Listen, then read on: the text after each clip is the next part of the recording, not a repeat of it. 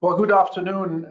It's my pleasure today to introduce the side event of the Abu Dhabi Sustainability Week that looks at the UAE's climate change and sustainability policies. And it is a true pleasure for me as a board member of the BeNeLux Business Council in Abu Dhabi to co-organize this together with the Netherlands Business Council in Dubai and the Embassy of the Royal Kingdom of the Netherlands to the United Arab Emirates.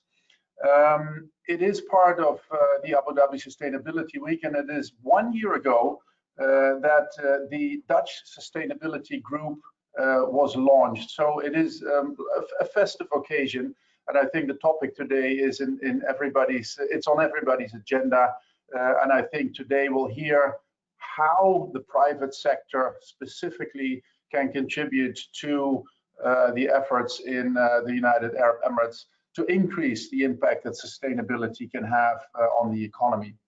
And with that, I would like to invite His Excellency Lodi Embrechts, Ambassador of the Kingdom of the Netherlands to the United Arab Emirates, for his opening remarks. Lodi, the floor is yours.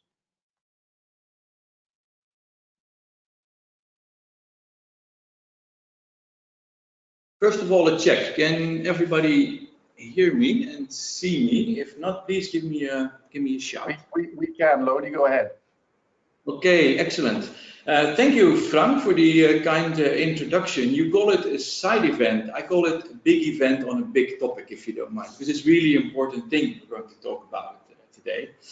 Let me first welcome His Excellency Fahd Al-Hamidi, Undersecretary, Ministry of Climate Change and Environment. We are so happy and honored that you decided to join us today. Thank you so much for that.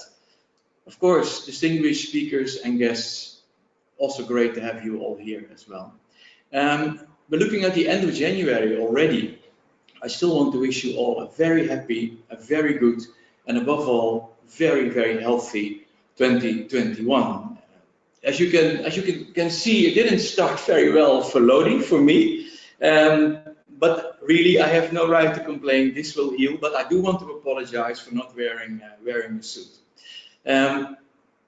Also from my side, thank you very much BBC, BeNeLux Business Council, and NBC, Netherlands Business Council, for teaming up with us, Embassy and Consulate, to organize this webinar on this really important topic. And I'm really happy to be invited to speak a few words to kick it off. I'll not talk on behalf of the corporate sector, but take you a little bit along the lines of what the government of the Netherlands is thinking and doing. The Paris Agreement, signed 5 years ago by 195 countries. One big one left, and the same big one decided to come back yesterday. I think that's good news for the world. But where are we now? Did things improve an awful lot? I believe that the challenges posed by climate change are as real and challenging as ever. And to achieve our goals, to achieve the goals of the Paris Agreement, all parties will need to step up their game, their efforts, and fast. And I'm not talking about writing another policy document. I'm not talking about another steering group to discuss ambition. No, I think we really have to look at real action and implementation to follow. The urgency is really out there. And this week, Dr. Sultan Al Jaber, the UAE Minister of Industry and Advanced Technologies, also special envoy for climate change, he talked about this urgency as well. He said, climate change is the most critical challenge facing the world today after the COVID-19 pandemic. Very, very rightfully said, I think. Of course, it doesn't mean that nothing's happening. It doesn't mean that no one's doing anything. No, it's not true. A great number of countries are working hard towards achieving their NDCs, the nationally determined contributions, in order to fulfill the Paris Agreement commitments. And action is being taken, but not by all, and not in most cases. It's simply not enough what we're doing. We really have to step up our game. So perhaps we need to create another momentum. Perhaps we have to create a new momentum. Maybe in Scotland this year as a global community. We will see. We will see. But one thing, and that is something the Netherlands government very much believe in, it's a global responsibility.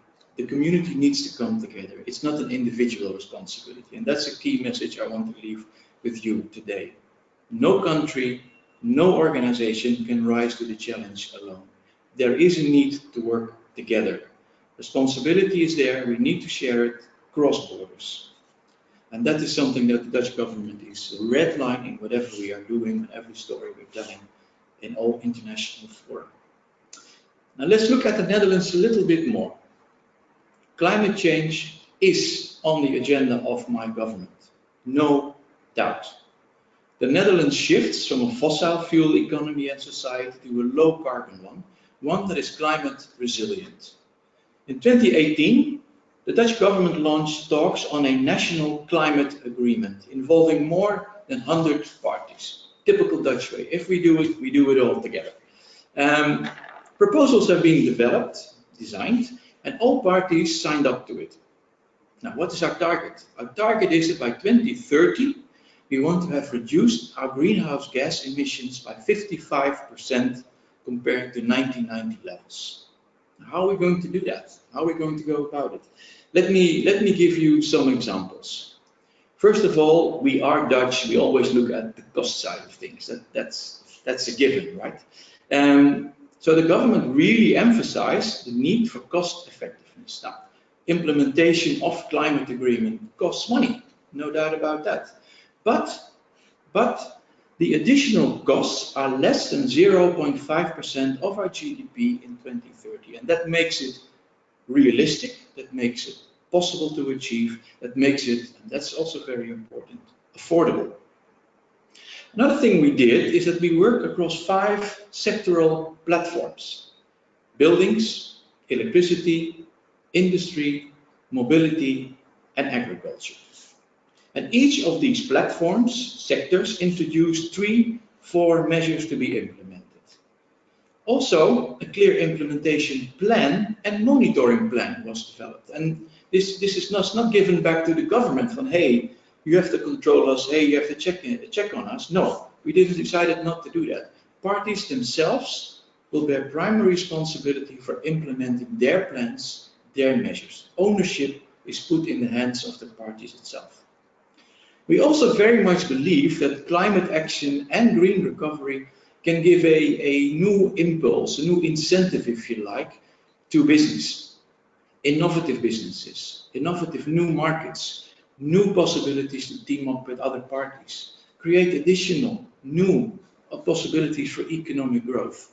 This is very central in our thinking as well. And some examples what the Netherlands has been doing in the last years. First of all, I want to mention something that's very close to our DNA, and that is water and water management. As you know, the Kingdom of the Netherlands, it means the Netherlands in Europe, and the countries in the Caribbean are virtually surrounded by sea, and sea levels are rising. So we have to handle that. We have to come up with a policy. We have to come up with an action plan. So we created a global center on adaptation to come up with solutions on water management. But we do not do this only for the Kingdom of the Netherlands. No, what we learned, what we've done, what we've achieved, what we've studied, we want to share with the world. So there's a very, very important global outreach here as well. The second thing I want to mention is agriculture. Agriculture is a pillar of the Dutch economy. You all know that, of course. But also agriculture needs to change. We've taken upon us that companies and knowledge institutes have to make a transformation to a climate smart agriculture concept. Smart solutions, high-tech solutions to meet an ever-increasing demand, global demand for food. Again, this is not something to please the Dutch industry alone. No, we reach out to other countries with our technology, with our companies, with our universities, also to the UAE, as you all know as well. We work very hard. We work very hard to create a circular economy. And by 2030, we aim for 50% less raw material consumption. And in 2050, we hope to be fully circular society. Quite an ambition, but step by step we'll get there, I guess. But as I said, no country can rise to the challenges alone.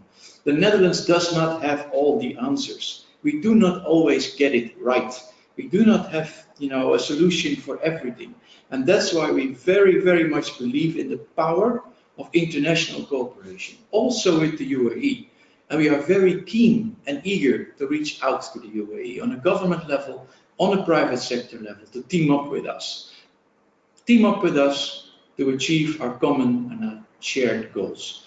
We want to build back together with you all, and I think that's a nice bridge to what the corporate sector has to say as well. I thank you for giving me time to make this short introduction. Thank you.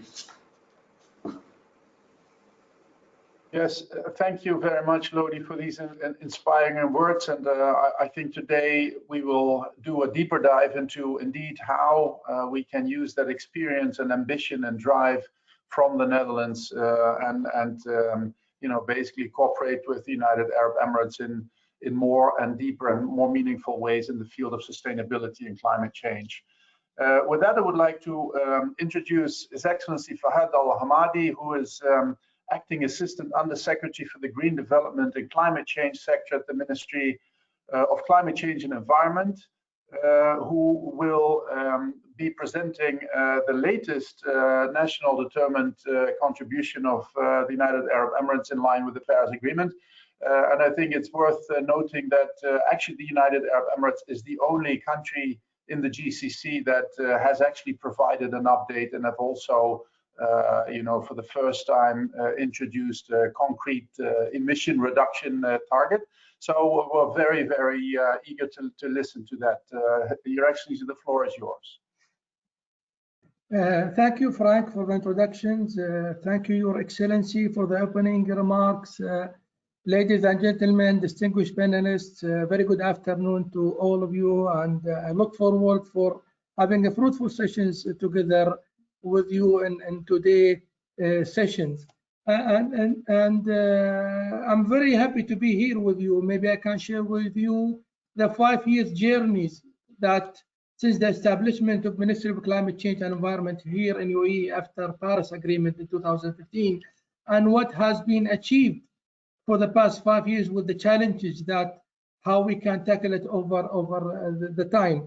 Can you go to the next slide, please? I think these photos looks very familiar to all of you, and this is something we see it in every international platform when we talk about the climate change. I think in every event we attend, the discussion always about the global impact of the climate change. How is the impact going to happen globally? But we need to remind ourselves, we don't live in a global scale. We live in a regional, in a local, and in a UAE level. So the question is, how we will be impacted from the global scale? There is always a positive impact and there is a negative impact. So we will be always keep hearing the melt of the ice on the North and South Pole, the increase of the temperature, and we would see also the polar bear. We would love really to have a polar bear in this region in UAE, but I think the challenges that the bull was going to experience is not going to be different than the camel we have here in this region with the rise of the temperature. So it is always important to understand how is going to be the impact from the global to a regional to a local level. So these are the photos, how we experience it from a global scale. We speak always on the rise of the temperature, the hurricanes, the storm, the sea level rise, and the food security issues. But for us, it's very important to put some photos to reflect these regions. Next, please. So this is how it is, the photos from this region, which is going to be completely a little bit different than the global region. This is the Arabian Gulf region with no expectation on the impact of the climate change. I think the major challenge we experience in this region is more on the rise of the temperature. This is how it's look like. If you look on the bottom on the left, where is I think McDonald's, almost full covered with the flood which resulted from Gono hurricanes which hit in 2007. The above where you see it's happening in Kuwait, where the infrastructures has been demolished because of the unreadiness of the heavy rain that they have experienced about 5 years ago. And then you see the truck which really sink on the road because the road couldn't sustain the high rise temperature, which end up with melting the road, and the car has sink on the road, couldn't be able to drive it through. Similarly, the car specification, which been produced somewhere in Europe or Eastern Asia, couldn't sustain the rise of the temperature, which resulted in the melting. So this is the challenge of this region. We see the challenge is different than how was the global expecting, and this is how is the region for this region with the rise in the temperature. Going more specifically for UAE to have a better understanding, how is the impact going to be different from the global to the region to the local? Next. So this is how it's going to be looks like in this region, mainly in UAE. These are the recent photos being taken for the past 2-3 years, which really being impacted from the climate change. As the climate impacts are becoming evident, the government has been taking measures to protect people, assets, and natural environment. But this is mostly what is happening mainly in the Northern Emirates, with the expectation, with high expectation of rainfall, with unreadiness of the infrastructure, which really resulted the flood among houses where schools shut down. We've been always hear about forest fire, but here is some scenarios of the urban fire when the temperature exceeds 50 degrees. Sometimes during summertime, you would see the car park on the side of the road, either resulted into a fire or not starting. This is something that we really experience it every summer when the temperature increases. Similarly, as we are getting into the winter, we're experiencing the repeated cases of the floods, because these are scenarios we haven't experienced 20-30 years ago. But as you know, always the infrastructure built designed for 20-30 years. So with the high frequency of raining, this is how it's look like in terms of the impact of the climate change in this region. And these are just scenarios or example of what we're experiencing in UAE. Next. So with all of these scenarios, it is very important to have a plan of how we tackle the climate change in this region. We need to have a national mitigation and adaptation policies which require to be established in this region in order to cope up with the change that we are experiencing on the climate change. Next. Going back in 2015, after Paris Agreement, COP21 in Paris, not less than, I think in less than 2 months, the government took restructuring and announced the Ministry of Climate Change and Environment, where it's becoming an entity responsible or accountable to put a roadmap of how the climate change should be tackled in this region with a clear vision and mission, how we will be handling the climate change in the upcoming period. So the first step that during that time, we need to develop a national climate change plan, which considered as a roadmap where we want to be in the next 10, 20, 30 years in terms of climate change. In that national climate change plan in 2050, we came with the key priorities for us. One of them is we need to manage our greenhouse gases while we are sustaining economy. So here is more specifically about mitigation, which really the country has been progress very well. Giving an example, establishing Masdar company, as we are hosting the International Renewable Energy, as well looking into the example of renewable energy projects that's happening with the competitive prices. But on the other side, we were a little bit behind when we talk about adaptation. So there was a need really to create the balance between adaptation and mitigation, and there was a need to distinguish the difference between them. So we set the second priority is to have a national adaptation planning and implementation program in order to create the balances between the mitigation and adaptation. As you know that UAE today as a country, when we speak about the global emission, how much we own from the total emission, less than 1%. Even if you go for zero emission, still the climate change is happening. So it would be required to have an adaptation system or program in order to cope up with the change that resulted from the climate change and reduce the consequences of the impact of the climate change. The third component was more to look for the private sector engagement with the driven innovation diversification program, because as a government alone, we cannot work, and we need to have the private sector hand in hand to tackle the climate change challenges. And this is why we are here today, together with the private sector, discuss the challenges, the opportunities that we can work together to tackle the climate change. Again, when we developed the plan, it wasn't something new, but it was built on something was existing, which is called UAE Green Agenda, which was also focusing on the mitigation aspects. But it was very important to create a balance by including the adaptation component. So with the adaptation plan, we had a very clear vision or a plan. Where do we want to be achieved in the next 20, 30 years, setting the priorities for the countries so we can reflect all the national and international efforts that serve the climate change under this umbrella when it comes to the climate change plan. Next. So as I mentioned earlier, so there was a good progress happening on the adaptation and on the mitigation aspects, but it was very important also to understand what do we need to do, or what are the priorities should be around adaptation. So it's very important to understand the climate trends in UAE. So do we speak about warmer weather in the future? Do we speak about expecting more extreme events, and how these sectors will be impacted, either from tourism, infrastructure, health, trade, national health, food security, and so on. So with this, so we set the climate trends, and we want to explore how the impact will be in these sectors. So we came with an idea: is can we focus in 4 key sectors and come with the priorities for them for the next 5 years? And we have selected the energy, infrastructure, health, and environment, because we know for sure if there is an impact on the health, it will automatically have an impact on the other sectors. And a clear example, we see it from COVID-19, how the health sectors has been impacted and led to consequences of impacting other sectors such as tourism and other economic sectors that we are experiencing today with the full shutdown. So at that moment, so we came with a plan of how we can create the balance between adaptation mitigation, and we came with a national adaptation program focusing in key sectors as mentioned earlier. Next.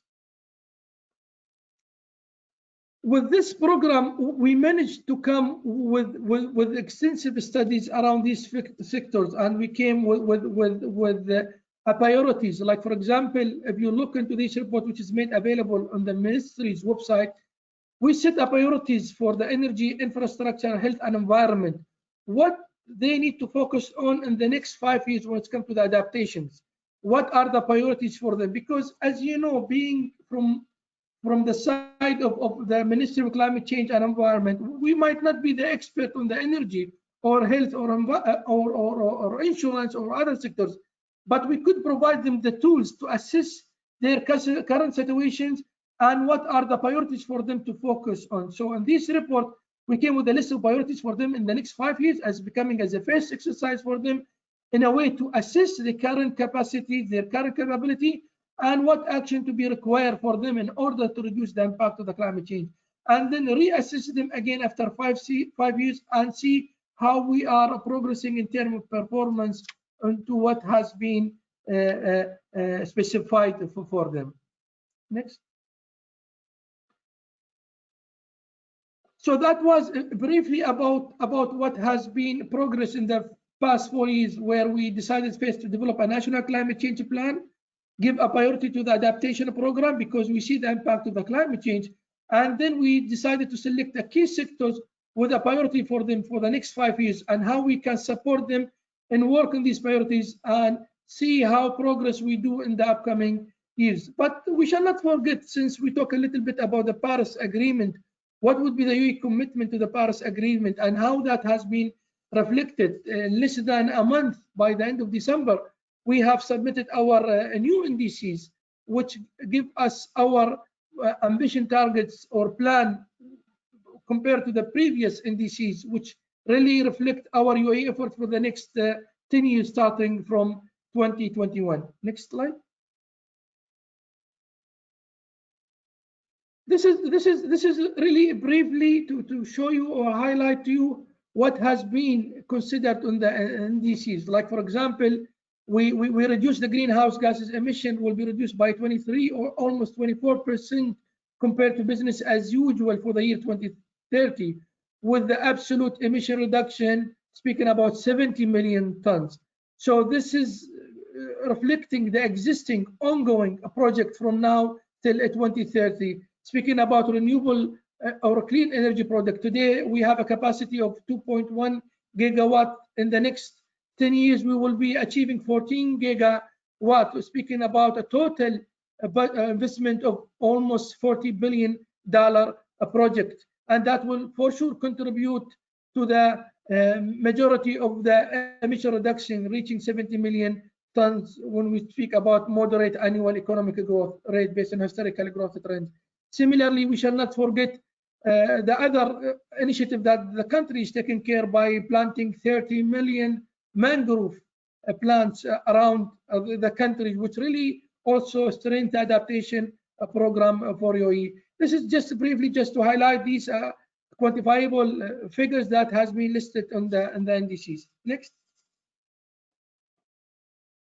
Not going into the detail, the NDCs include mitigation initiatives being implemented across the key sectors, giving the example of power sectors, how Shams 1, Noor Abu Dhabi, the 1.1 gigawatt. The followed one will be Al Dhafra, the 2.0 gigawatt, which will be operated in less than 2 years, and Sheikh Mohammed bin Rashid Solar Park, which considered as total of 5 gigawatt in the next 10 years. Beside the other initiative that has been considered in the other sectors, such as industry and transport, waste. And similarly, if we talk, for example, tourism, I'm sure you have seen in the recent news in UAE how we are promoting for the ecotourism program with the theme of the best winter. And I'm sure you have seen Steve Harvey, how these videos willing to bring the people to be attached more to the environment. I think the tourism is not about visiting building and going to places where we consume a lot of energies, but I think we can have more chances where we connect people with the nature. And this is one of the way that UAE is really to tackle the climate change and make the people attached with the environment with this initiative that has been recently announced. Next. Similarly, in addition to the development of sectoral adaptation plan, the UAE is also taking a proactive step to adapt the climate change. I think one of the great examples, if I share with you the infrastructure, I'm sure if you are here based in Abu Dhabi or Dubai, you have witnessed the fog in the morning.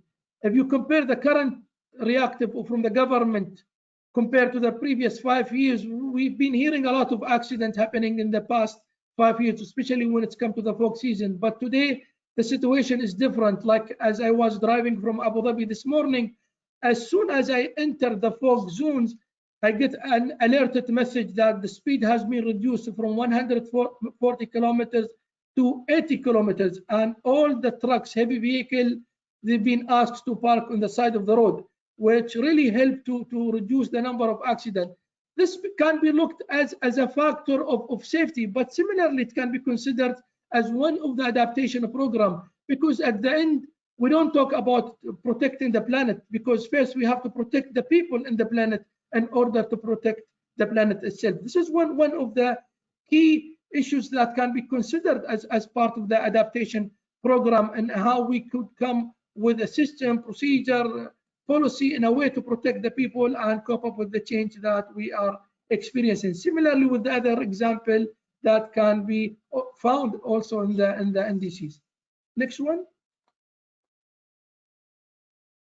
So the UAE has adopted a multi-stakeholder collaborative approach to addressing the climate change. Next, I think, next slide is about youth communities engagement. Is fostering a new age of idea. I think we believe we put our promise on the youth for the future generation, because training program and workshop are being organized to build capacities among youth and enhance climate awarenesses in a wider communities.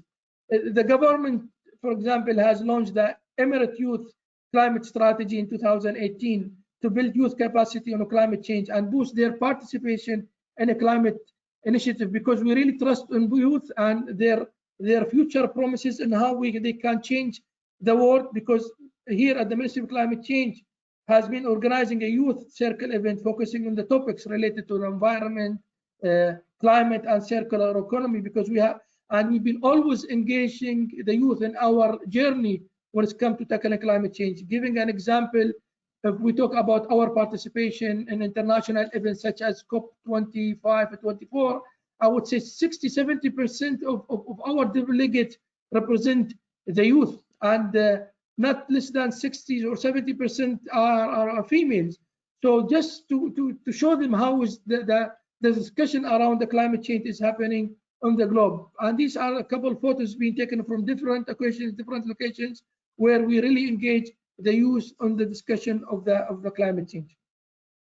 Next. Similarly, the UAE has also focused on engaging entrepreneurs and innovators through incubator and network platform. One key example here are the Climate Change Innovation Exchange, CLIX.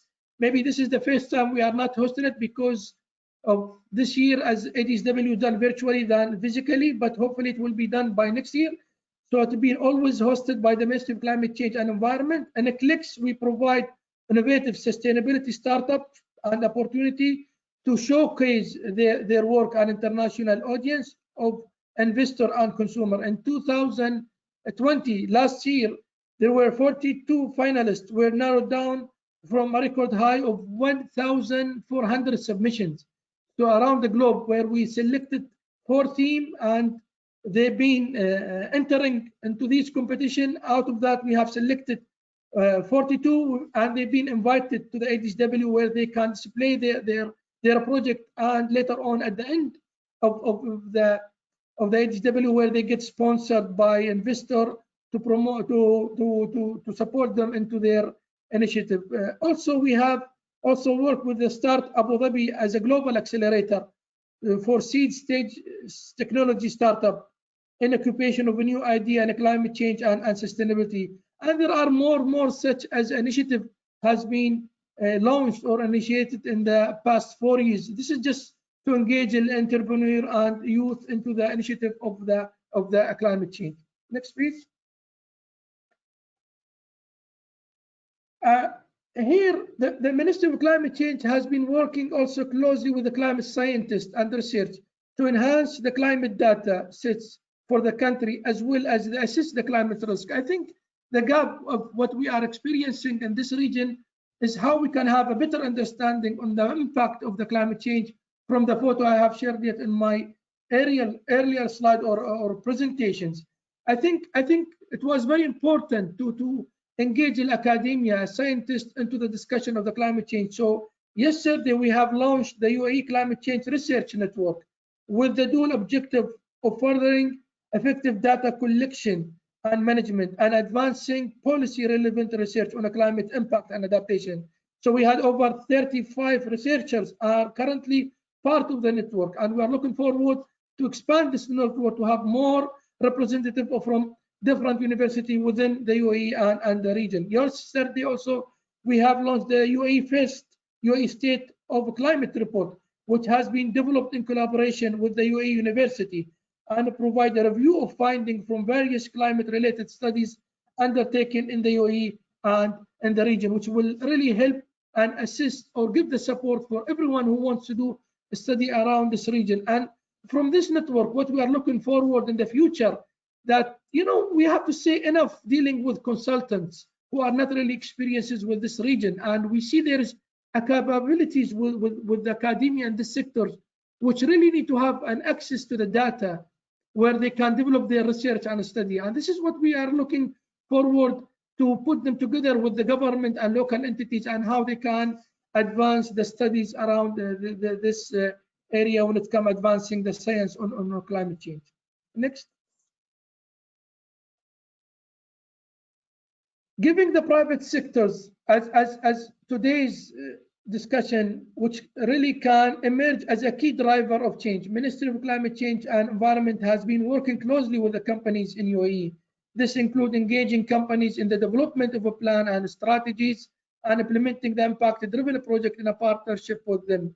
Take an example, there are a number of companies today in UAE are representative in the UAE Council of Climate Change and Environment, which being chaired by the Minister of Climate Change and Environment, where they meet quarterly, where they discuss the priorities and the challenges that the government is taking care of, and they are being part of the discussion. Similarly, on the mitigation front, the ministry has worked together with the HSBC and the Emirates Nature to deliver a capacity building program on the greenhouse gases emissions and the MRV for the businesses, where we held a number of sessions with the private sector, supporting and assisting them on how they can calculate their emissions and becoming as part of their routine annual report where they can becoming responsible of their emissions. So in the past, Ministry of Climate Change has also collaborated with a number of other entities such as Fox Cinema and S-Movie, where we have launched a number of campaigns among the communities where they can create a movie or short movie to talk about the climate challenges, and then they can be selected and displayed on the theater before any opening of official movie. Next. So as UAE takes more ambitious climate action, there is a considerable role of the private sector to play. Companies contribute, of course, by managing their own emission, and we are at the beginning to see commitment from companies in the UAE and in the region, reduction of their greenhouse gases emissions. Sustainability reporting from companies is one of the ways that we started to see it increasing every year, which really give a good indication that this type of formulation, what is happening, which make it much easier for us as a government to see how is the really private sectors are working or acting when it comes to the emissions. Similarly, the climate change poses a risk to businesses by undertaking proactive climate risk assessments and enhancing climate resilience of assets and operation. Companies can secure their future and avoid higher adaptation costs in the future, which is something that we supported a number of companies to assess their current situation and how they can adapt the changes that we are experiencing from the climate change.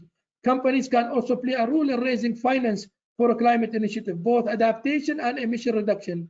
For example, first Abu Dhabi Bank and Majid Al Futtaim in the UAE have taken a lead on the green bonds.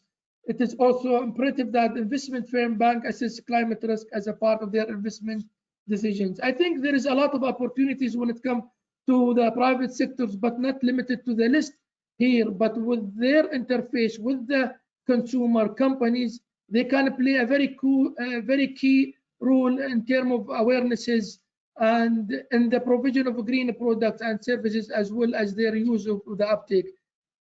Not to conclude this into my presentation, but I really would like to say that today what we really want to see and how we can progress fast in the future, going back to the 3 pillars of the National Climate Change Plan of UAE. We speak about the managing greenhouse gases, which we really see a good progress happening on the mitigation side. Now we see the adaptation initiative. It's in the track, especially after launching a number of initiatives. The third element is with the private sectors, where we really need to have a very important engagement with them in the future, because we see them they can take a very important role, because again, the government alone cannot work by itself. But I think we are there to listen to them, to support them, to provide them the tool, provide them the access. But it's very important to have this platform where we can get everyone together. So we are willing and looking forward to work with the companies on these and other areas of shared interest and cooperations. And sorry for taking it that long, but I really look forward to hear from the panelists on their plan and what has been achieved. Yes, thank you, Fahad, Your Excellency. That was very comprehensive, and I think we all appreciate the depth of the message. Also, specifically the last bit, because I mean we do represent Business Council, so how we can engage with the ministry and the government in general. With that, I would like to give the floor to Gus Skellikens, who will lead the panel. Gus, the floor is yours. Thank you, Frank. Always a pleasure to be with you on a webinar. Your Excellency, thank you for your insights and comments, very comprehensive. I had the pleasure of working with the UAE more than 10 years ago when they started their journey on climate change. And I think it's worth noting that it does take time to build all this capacity and activity and to have all these achievements. And the UAE, I think, was very forward-looking and beginning to engage with this agenda more than a decade ago. Paris, of course, accelerated it. and the benefit of 10 years of experience and having students emerge from universities and businesses getting used to this and government rolling out policies and regulations has now positioned the UAE, I think, to make much more rapid progress than other countries. But I would also ask perhaps that with that comes a responsibility to help some of your neighbors in the region who are not as advanced and to help them learn from the UAE's experience as well so that they can catch up. Because of course, all countries, need to move as quickly as possible on this agenda in the next couple of years. So it's an exciting time, and I think the UAE is a great place to be to really drive this agenda forward today. Thank you again for your comments. What I'd like to do now, if we could have the background slide, please, is to welcome my panel members who come from a range of Dutch businesses. And we will have a discussion with them to learn some of their insights and their experiences. In terms of questions, if you have questions, please submit those online. We'll try and answer those as we go along. And otherwise, of course, if there are some questions that you have that we've not been able to touch, then we will try and get back to you after the webinar. So to begin, I'd like to introduce my four panelists. Stephanie Schachtskabel, who perhaps needs no introduction to many of the longer-term UAE residents. Hello, Stephanie. We also have Rachel Terry. We have AJ Narain, and we have Priya Sarma. Welcome all of you, if you could join me. Thank you, guys. Hello. Good. I'd like to use the time we have really to understand from you some of your experience, some of your insights that can help the UAE's journey. We've heard from His Excellency what the plans are and what's been achieved so far. There's obviously still a lot left to be done, but there are many lessons that we can learn globally, regionally, locally, and it's sharing those stories really that will encourage and enable others to make the progress that we need. I'd like to start with you, Stephanie. Welcome, obviously, to the panel discussion. We know that a number of Dutch companies signed a memorandum of understanding last year to form the Dutch Sustainability Group in the UAE. For our attendees who are not familiar with the DSG, just in a couple of minutes, can you tell me what is the D and what is it trying to do? And how will it bring Dutch knowledge and experience to the UAE? Well, thank you very much, Gus. Happy to do so. The Dutch Sustainability Group is really a group of Dutch companies that leads their businesses with sustainability really at their core values. The Dutch in general, as we know, are sustainability leaders, and we are trying to support the UAE achieving its sustainability goals. And we believe we can bring the Dutch knowledge to the UAE by open discussions with experts from both sides and find our place to really support the UAE current and future initiatives that are happening on the ground now. Therefore, I'm also very happy to hear the presentation from His Excellency Fahad Al Hamadi. We really are positioning ourselves as a practical partner that can execute projects and that is here to support the UAE vision. So where and how has it been active in the last 12 months? Can you share with us some of the achievements? Yes, of course. Well, I would say that in the past 12 months, it was mainly about infrastructure and alignment. We have been meeting monthly to understand our strengths and from each and every individual company and how to take this forward to the UAE. And together with the Embassy and with the Consulate General of the Kingdom of the Netherlands, we have been designing our strategy. And as also His Excellency Lodi Emmerich said, and His Excellency Fahad Al Hamadi confirmed, no country can do this alone, and we need to share this responsibility. And we as a private sector, we strongly believe that we can play a role and we are prepared to really do so. We have a long-term vision, so don't expect in the first year of an existence of a Dutch Sustainability Group that we have executed 1 million projects. However, I'm very proud that today we have 3 of our members in the panel to show basically the examples of local projects here. That's great. What can we expect to see in the next 12 months? Are there a few examples you'd like to highlight, and would you like people to get involved and support you with those? Well, we believe that the year 2021 is for us about execution, and we are planning to conduct a series of webinars where we will be focusing on climate action, energy transition, and at the circular economy. Our members are mainly Dutch multinationals now, but we will focus on collaborative projects with the local suppliers and the local stakeholders. And we are very, very proud to also be inaugurated by the Ministry of Climate Change and Environment. So as a group, we will actively support the ministry with their roadmap and with the presentation we just saw. That's fantastic. I'm sure there's a lot of people in and across the UAE who would be very excited to be involved in some of these projects. And I guess you have a website and you have a way that people can contact you as well, Stephanie? Yes, well, as the Dutch Sustainability Group, we are part of the Netherlands Business Council. So on our website, you can find information about all the companies. Like obviously 2021 will also be about Expo 2020, and we will use that also as a main platform to organize and demonstrate our partnerships with the UAE.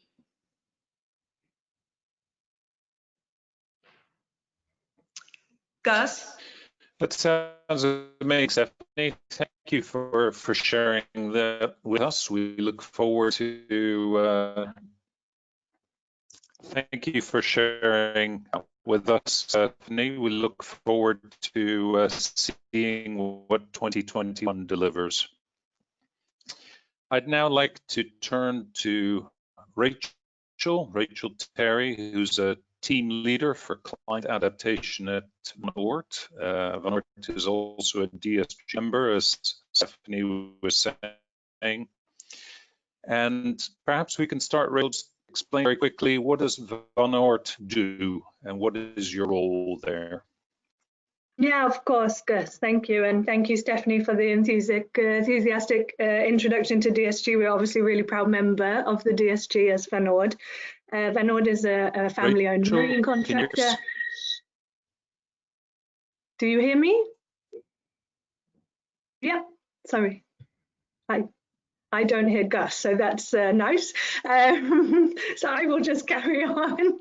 Yeah, Van Oort is a family-owned marine contractor. We have over 150 years of experience, of which many are proud years which we've operated in the Middle East with our team there. I think, for example, in the Middle East, we're best known for the Palm Jumeirah, for example, but actually Van Oort have a much broader background. We work in offshore, we work in renewables, we work in coastal protection, and in the last decade we've really worked on expanding our knowledge and experience in what we call building with nature. I think on the global stage is more often called nature-based solutions, and then I'm talking about things like mangrove restoration or coral rehabilitation, or delivering perhaps a softer solution in place of a hard engineered solution.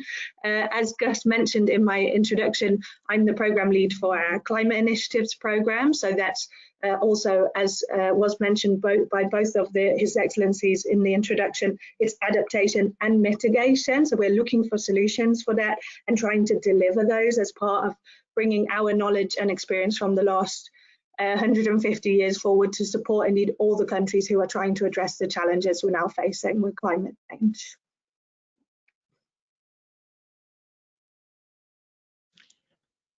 Thank you very much, Rachel. Thank you, Rachel. I've just turned my video off because I think my broadband is struggling a little bit. Okay, Gus. Yeah, I hear you again, so that's good.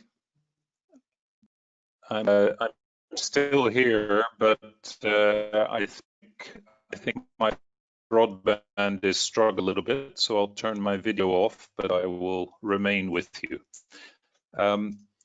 Rachel, just to go back to you again. These are all complex topics, and trying to link and manage diverse challenges such as adaptation, mitigation, areas such as decarbonization, water management, renewable energy. As a company, I guess you like this complexity, but tell us a little bit about how you approach that complexity and how you manage it, and then how you deliver your expertise to provide the solutions that companies and governments are looking for? Yeah, good question, Gus. Thank you. Yeah, indeed, we love a challenge, and let's be honest, climate change is presenting us with some real complex challenges, and that's absolutely where Van Oord, that's our bread and butter. Let's say it like that. We really have a history of delivering very complex projects, and then I'm not necessarily talking about complex just because they're a very large size or because it's a certain number of kilometers, but also complexity in terms of stakeholders, in terms of political and government positions. But also you have to manage a lot of different parties, and we bring project management expertise in that. So for example, in Dubai, we've delivered the Dubai Harbour master plan, and it's covering a lot of different areas. It's not just looking at, oh, we can bring a dredger and just dredge. We actually cover all the complexities of a project in the projects that we do. And then I think that that's where we can really bring our expertise to addressing also the climate challenges. As I say, Van Oord doesn't do that on their own. One of the areas where we really have a strong background in is working with stakeholders, be that local stakeholders or national level stakeholders, to make sure that you deliver a fully comprehensive project, even in very complex environments. So for example, we've delivered coral rehabilitation in the Maldives, and that was not something that we did just as Van Oord. We worked with the local hotels because we recognize that coral reefs are an incredibly important source of income for them with tourism, but we also worked with local NGOs to make sure that we were not having a negative impact with our projects, because we really want to have a positive impact. And all of those complexities and nuances, that's where we bring our expertise.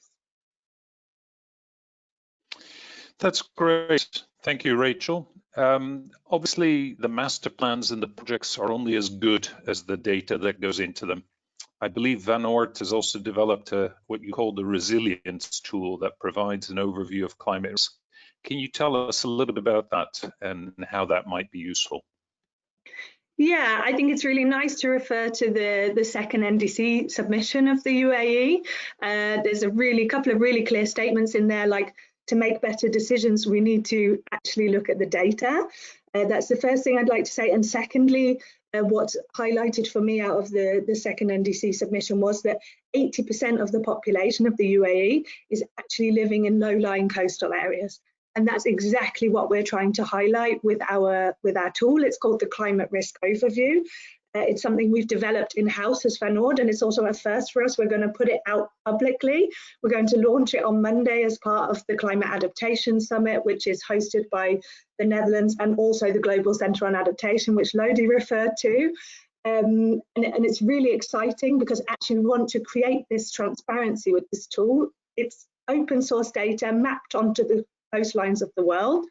And we look at every 10-kilometre stretch, and we're assessing what's the population there, is it low-lying, what's going to happen with sea level rise. And doing that, we can not only, firstly, of course, highlight where are the most vulnerable coastlines in the world, but we can also start the conversation. And I think that's really important. And you see that that's exactly what we're also doing here. You've got to have the conversation, okay, if these are the most vulnerable areas, what are we going to do about it? How are we going to take action? How are we going to work together, collaborate, find the right parties to come together to deliver solutions actually for these vulnerable coastlines around the world? And that's what we're trying to achieve with that tool. And so I hope that everyone will join our website and look and see what we launch on Monday. I think it's going to really start a good discussion about what needs to happen in the coming period. And this is just the first step for us in our climate adaptation action plan. First, let's look at the data and see what the problem is, and then let's bring forward those solutions, which I talked about, that we have 150 years of experience to back us up in. Let's bring those forward. Let's bring the Dutch knowledge on water, and let's share that with the world and support all the other countries globally who are going to be facing the same challenges. Rachel, thank you very much for that comprehensive overview. It's always important to have good data as a foundation on which to build any plans and projects and to support the delivery. And I look forward to seeing more from Van Oord in future on this. I'd now I'd like to turn to AJ Narain, who's the General Manager at LeasePlan Emirates and also a DSG member. AJ, welcome to the panel discussion. Can you tell us just very quickly, what does LeasePlan do and what is your role there? Yeah, thank you, Gus. And as you said, we are a proud member of the DSG, which was formed a year ago. A few days ago, we celebrated our first anniversary. So, and of course, I'd like to thank Stephanie for taking such an initiative. Regarding LeasePlan, we're one of the global leaders in vehicle leasing and fleet management. We have a presence in over 30 countries. We manage about 2 million vehicles globally. And as far as we are concerned, sustainability and climate change is at the top of our agenda. And we have been the founding member of the EV100, which is a body of corporates that came together with the intent of reducing the CO2 emissions of their fleets. And we're also on the World Business Council for Sustainable Development. We are a signatory to the declaration by the Task Force on Climate-Related Financial Disclosures. And for the first time last year, we have actually disclosed our sustainability efforts. We're one of the first in our industries to have disclosed it in our audited accounts, because we feel that if we report, we can be measured, and if we can be measured, we'll be held accountable. So that's in a nutshell what LeasePlan is. And as far as my role is concerned, I'm the managing director for LeasePlan. I've enjoyed working with LeasePlan. I've worked with LeasePlan in the Netherlands as well, and I've been with this group for over 22 years now. AJ, that's fantastic. It sounds like you know everything about mobility, so let's explore that in a bit more detail now, particularly in terms of the opportunities that it offers. You and I have discussed that transport is responsible for at least 20% of CO2 emissions globally. This needs to come down, and it's recognized obviously internationally that this is the case. But we also know that everybody likes their cars in the UAE. So we know that electric vehicles are beginning to appear. There's hybrids. What are some ideas that you've seen that you think can create a significant ramp up maybe in EV adoption across the UAE? And what are some of the things that business and government might need to do to make that happen? Yeah, so EVs is absolutely the way to go, right? The question that we're faced with today as not only as businesses but as individuals is not if we would drive an EV, but when we would drive an EV. Right? So that's the question that all of us are faced with.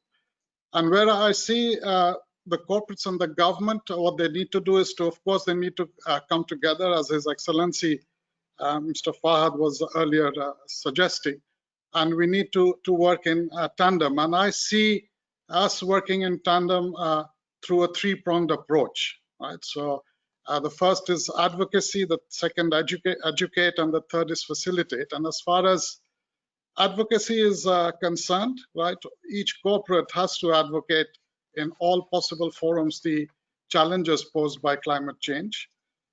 We as LeasePlan, of course, apart from emphasizing the importance of sustainability and the importance of climate change at various forums, whether it be the EV100 or even at the World Economic Forum, we believe in practicing what we preach, right? So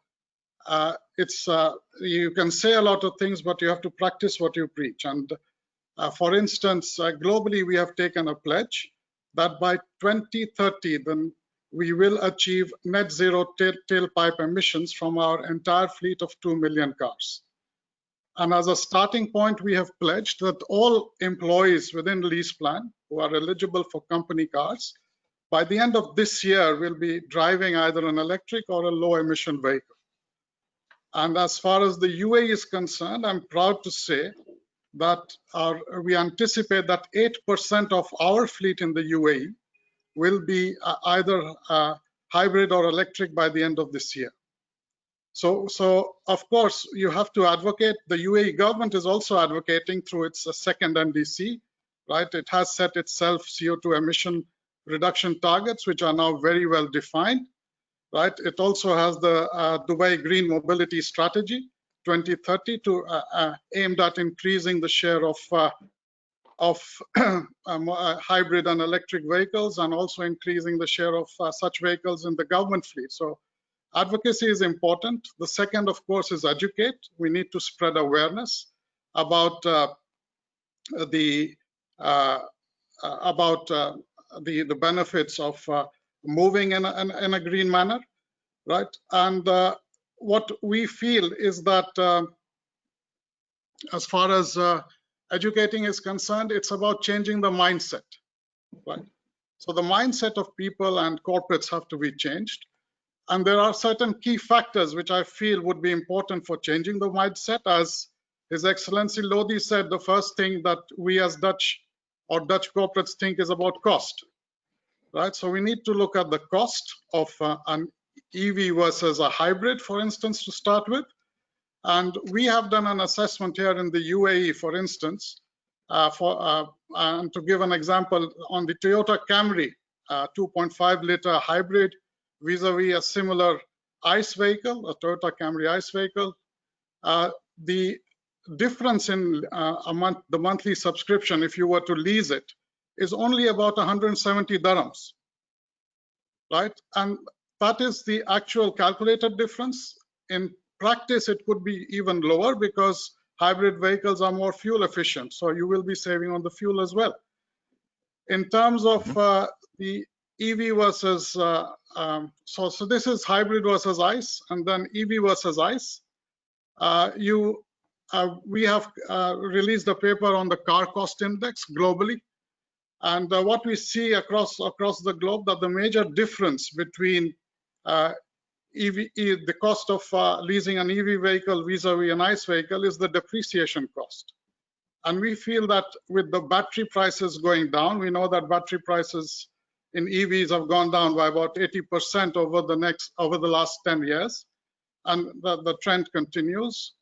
And with the development of an effective second-hand car market, which will happen because there will be a trigger point when mass adoption of EVs will happen. So with these two aspects, the depreciation costs will go down and they will become more competitive. However, smaller incentives are required from the government, I feel. Like in the UAE, the government could take a relook at the import duties of such hybrid and EV vehicles, as well as it could take a look at sort of waiving toll charges, which can go a long way in making these cars even more cost competitive compared to the ICE vehicles. And finally, I'd like to talk about facilitate, right? So all of us need to facilitate the move towards, as corporates, we need to facilitate the move towards EVs and hybrids. And we as LeasePlan in the UAE and across the globe are providing a lot of proactive consultancy on a transition from ICE to EVs or hybrids. We assist corporates in drafting their car policies. And so we are actually playing quite a role, right? We do receive a lot of questions from time to time, which we answer. And what we have done as far as EVs are concerned, that to take away the burden of the cost of the charger, we've included it in our monthly subscription, so that when a person goes or a corporate goes for an EV, they shouldn't be concerned about the charger. We take care of that as well. So that is what we do. And then what we need to do also is to think about the choice of vehicles. Now we are seeing the choice of vehicles increasing, right, in the UAE. So now we have a dozen of electric vehicles, a dozen hybrids, even about half a dozen plug-in hybrids. And by the year 2023, there'll be 500 different models across the globe as far as electric vehicles are concerned. So choice of vehicles is also taken care of. The cost can be dealt with as well. And then we have to take away the range anxiety, right? And the charging infrastructure which comes with it. And the range anxiety with the development of the battery technology, and I feel with governments working more and more on improving the charging infrastructure, even though DEWA has, we do have around 250 charging stations in the UAE, has laid down 250 charging stations. I think we need to make more progress on that. I think with the increase in the charging stations, the range anxiety will be further mitigated. So these are things that have to be addressed, and we are addressing as LeasePlan Emirates in the UAE as well and across the globe. AJ, that's great. Thank you for sharing that with us. Just a quick note to our attendees, we are running slightly over. The plan is to try and finish by around 1:15, so another 10 minutes or so. If you can stay with us, please do. AJ, just to wrap up with you, it sounds like you've looked at this agenda from all sides. You've started to investigate and try and come up with answers and solutions, which is great. You're starting to roll those out, particularly through your advocating and educating sort of pillars of work. And I think more needs to be done about that in the next couple of years, but at least the rest of us can feel comfortable that we will still be mobile. We don't need to worry about transport in the future. I would now like to turn to my last panel guest, Priya Sarma, who's a Senior Sustainability Manager at Unilever, which of course is also a DSG member. Priya, welcome to the panel discussion. Sorry to keep you waiting so long. I think we all know what Unilever does, but perhaps you can just provide a quick description of what your role there is and you know what your view is of Unilever as an organization in the sustainability space. So thanks, Gus, and good afternoon, everyone. So I'm, like you mentioned, I'm a sustainability manager at Unilever. Actually, it's kind of a newly created position. So I took over only in 2019.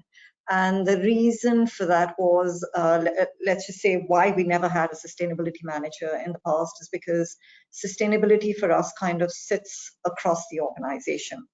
So I'm not sure how many would know, but I mean, Unilever, we are one of the largest FMCGs. We have about 400 plus brands, many of which are household brands, and I'm sure most of our listeners would be using, if not one, probably more than one of our brands. Like I mentioned, you know, sustainability sits within the purpose of most of our brands. We have targets out there. We do have them with regards to the operation of our sites and also within you know, the wider sphere with regards to how we operate with regards to our suppliers and what we call livelihood. So I'll get into that a little later, but you know, in terms of what our targets are and what our sustainable living plan is, but that's just the top line. That's great. Thank you, Priya. Many of us will know about the Unilever Sustainable Living Plan. This was launched back in 2010. I think a very early move by a company like Unilever that had a lot of other companies looking at you very strangely. It was hugely ambitious. It sets out to decouple your economic growth from your environmental footprint, which is now becoming a much more mainstream idea and principle across business. What are some of the areas where Unilever has managed to make the greatest progress, and how has it done so, and so that others might learn from you? Okay, yeah, so I think, Gus, like you rightly said, it was in 2010 when we launched it. It was quite a game changer. It was for us, you know, for the industry. And even us back then, we didn't really know how we were going to achieve it, yeah, because no company of our size had really launched such a plan with such a large ambition, yeah. But for us as a company, we were very clear it was not just a sustainability plan, but it was a sustainable way of running a business. What we really wanted to prove that was that our growth wasn't going to come at the cost of the planet or its people. Yeah. Now, in order to achieve that, what we, our USLP, so what the Unilever Sustainable Living Plan is also in short form, we call it the USLP. It's really our roadmap, yeah, towards how we are going to ensure that, you know, that as an organization, we are really a force for good through not just words, but through our actions. And to achieve that, we had laid out a broad ambition wherein we said that our aim is to decouple our growth from our environmental impact. So what that means is, technically, as a company continues to grow, its environmental impact should grow accordingly. But what we have set out as an ambition is to ensure that our environmental impact remains at the same levels as 2008. And as we continue to grow, we will also deliver increasingly more social impact within our communities and those who work with us. So can we turn to the UAE, Priya? And I know that in the UAE you've also managed to achieve some impressive outcomes. Tell us a little bit about your focus on the circular economy in particular, waste, plastics, and I know you've also achieved some amazing results in the water and energy spaces. Yeah, so our so environment is, like I was mentioning, environment is just one aspect of our three goals. But with regards to the environment, what we really have are what we call, our ambition was actually across our value chain. And what we have seen in the last 10 years is that we've been definitely successful in meeting all of our targets that we kind of control. Yeah, so that's within our manufacturing and within our own sites. What has been a little more challenging for us has been really at what we call at the consumer end. Yeah. So with regards to our environmental targets, there are really three things that we look at. One is with regards to greenhouse gas emissions. Yeah. And our target has really been to become what we call carbon positive in our operations by 2030. What that means is, not only are we going to use 100% of our energy from renewable sources, but we will also support the generation of more renewable energy and provide it back to our communities within which we operate. Yeah, that's what we mean by carbon positive. And within the UAE, for instance, we have actually reduced our CO2 emissions by almost 96%.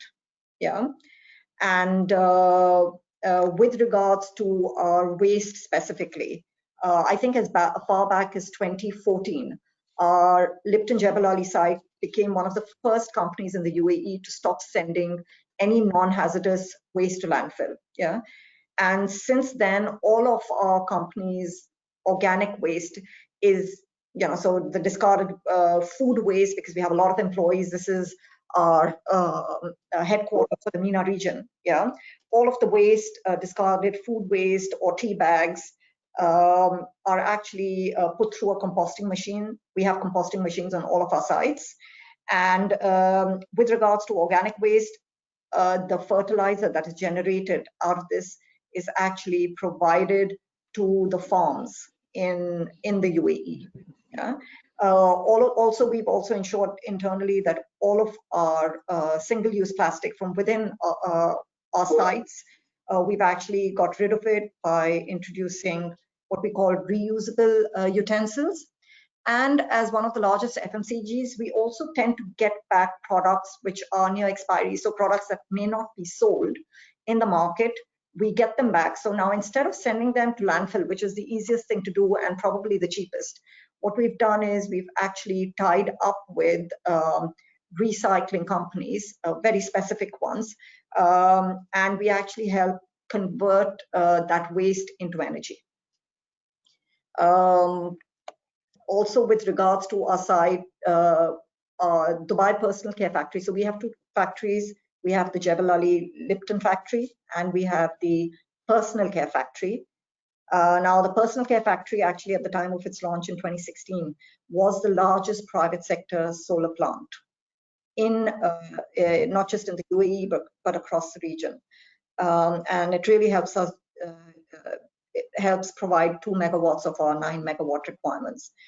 So these sites are all very, very green.